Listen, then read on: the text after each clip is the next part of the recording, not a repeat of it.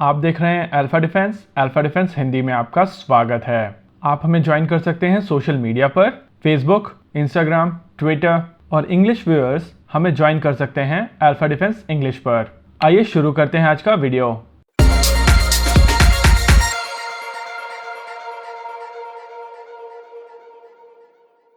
आज के इस वीडियो में हम लोग बात करेंगे भारतीय नौसेना की हेलीकॉप्टर रिक्वायरमेंट के बारे में। इकोनॉमिक टाइम्स में एक रिपोर्ट निकल कर आई है जिसके तहत भारतीय नौसेना पवन हंस के हेलीकॉप्टर्स को लीज पर लेना चाहती है। ये रिपोर्ट मनु बबी की है, यानी कि काफी क्रेडिबल रिपोर्ट है। इस वीडियो के दौरान करते हैं इसी न्यूज की एनालिसिस और समझने की कोशिश करते हैं कि इस ऑप्शन के फायदे और नुकसान क्या है। इस वीडियो के दौरान हम लोग जिस हेलीकॉप्टर के बारे में बात करेंगे इसका नाम है डूफां। ये टिपिकल फ्रेंच प्रोनाउंसिएशन है, इसका मतलब है डॉल्फिन, लेकिन कई जगह पर इसको डॉफनी बोला जाता है और इसी वजह से इस वीडियो के दौरान जो प्रोनाउंसिएशन यूज किया गया है, अगर आप उससे सहमत नहीं है तो आप हमें कॉमेंट सेक्शन में बता सकते हैं। पवन हंस भारत की एक सरकारी हेलीकॉप्टर ऑपरेटिंग कंपनी है। इस कंपनी के पास में भारत की सबसे बड़ी हेलीकॉप्टर फ्लीट है। अगर इस कंपनी के हेलीकॉप्टर फ्लीट की बात की जाए तो इनके पास 46 हेलीकॉप्टर की एक फ्लीट है। इस फ्लीट में 18 डूफॉ N और 17 डूफॉ N3 हैं। वहीं इनके पास में 3 बेल 203 L4 और 3 ही बेल 407 भी हैं। इसके अलावा इनके पास 2 AS350 B3 हेलीकॉप्टर भी हैं। साथ ही बॉर्डर सिक्योरिटी फोर्स के 5 हेलीकॉप्टर्स को ये कंपनी ही मेंटेन करती है। BSF के पास इस समय 5 ध्रुव हेलीकॉप्टर्स हैं। पवन हंस को लेकर डिसइन्वेस्टमेंट प्रोसेस चालू है, यानी कि आने वाले समय में भारत सरकार इस कंपनी को बेच देगी। इस कंपनी में 51% शेयर गवर्नमेंट ऑफ इंडिया के हैं और 49% शेयर्स ONGC के हैं। ONGC इस हेलीकॉप्टर कंपनी की प्रीमियर कस्टमर थी, लेकिन पिछले कुछ समय से ONGC अपना बिजनेस GVHCL और हेलीगो को देना शुरू कर चुकी है, जिसके वजह से जो पवन हंस की मोनोपोली थी वो खत्म हो चुकी है। पवन हंस की पार्टनरशिप दूसरे इंडस्ट्रियल पार्टनर्स के साथ में काफी ज्यादा अच्छी रही नहीं है और कॉम्पिटिटर्स आ जाने के बाद में जो कॉर्पोरेट कंपनीज हैं वो पवन हंस अवॉइड कर रही हैं। ऐसे में ये नेचुरल केस है कि इस हेलीकॉप्टर कंपनी को सरकारी से प्राइवेट किया जाए ताकि इसके ऑपरेशन में एफिशिएंसी आए। वहीं अगर इंडियन नेवी इसका एक कस्टमर बन जाती है तो ये इंडियन नेवी की रिक्वायरमेंट तो पूर्ण करेगा ही, लेकिन इस कंपनी को डिसइन्वेस्टमेंट प्रोसेस में काफी ज्यादा मदद करेगा।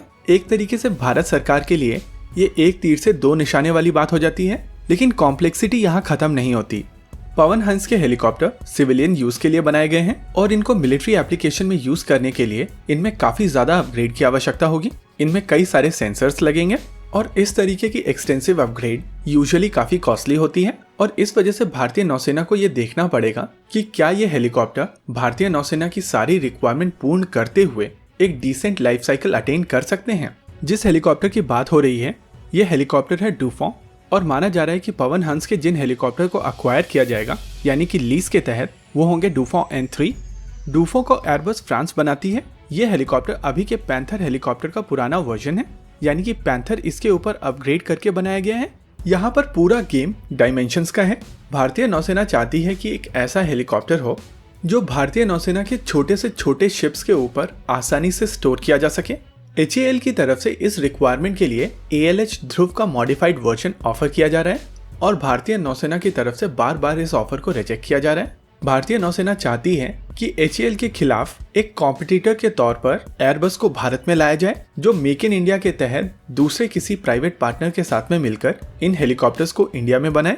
एडवांस लाइट हेलीकॉप्टर ध्रुव में सेगमेंटेड ब्लेड्स आ जाने के बाद में इस हेलीकॉप्टर के ब्लेड्स कुछ हद तक पैंथर की तरह ही फोल्ड होते हैं। इंटरेस्टिंग चीज ये है कि पैंथर में भी ऑटोमेटिक ब्लेड फोल्डिंग नहीं है। इन हेलीकॉप्टर्स की ब्लेड फोल्डिंग भी मैनुअल है। हालांकि पैंथर की लेंथ काफी कम है, इस वजह से इस हेलीकॉप्टर को टेल बूम फोल्ड करने की जरूरत नहीं पड़ती है। हालांकि HAL ध्रुव में टेल फोल्डिंग मैकेनिज्म ऐड होने के बाद में ये हेलीकॉप्टर भी फोल्ड होकर पैंथर के बराबर हो जाता है और ये दोनों चीजें इंडियन नेवी को ऑलरेडी डेमोस्ट्रेट कर दी गई हैं। ऐसे में डूफॉ को लेकर बात काफी ज्यादा वियर्ड लगती है।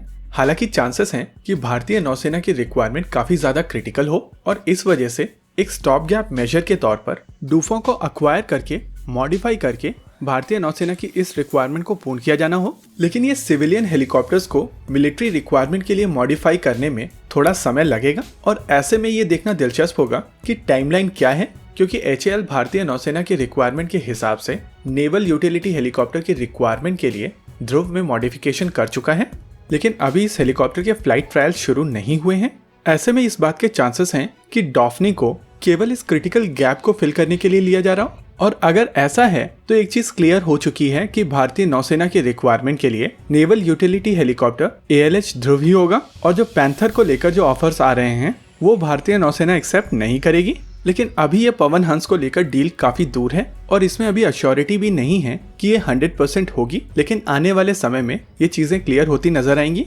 और तब इस चीज के बारे में ज्यादा क्लैरिटी पब्लिक डोमेन में आएगी। हम लोग इसको मॉनिटर करते रहेंगे। फिलहाल के लिए इस वीडियो में रखते हैं केवल इतना ही। आपको क्या लगता है बताइए हमें कमेंट सेक्शन में। आगे आप कौन सा वीडियो देखना चाहते हैं बताइए हमें कमेंट सेक्शन में। वीडियो को अंत तक देखने के लिए धन्यवाद।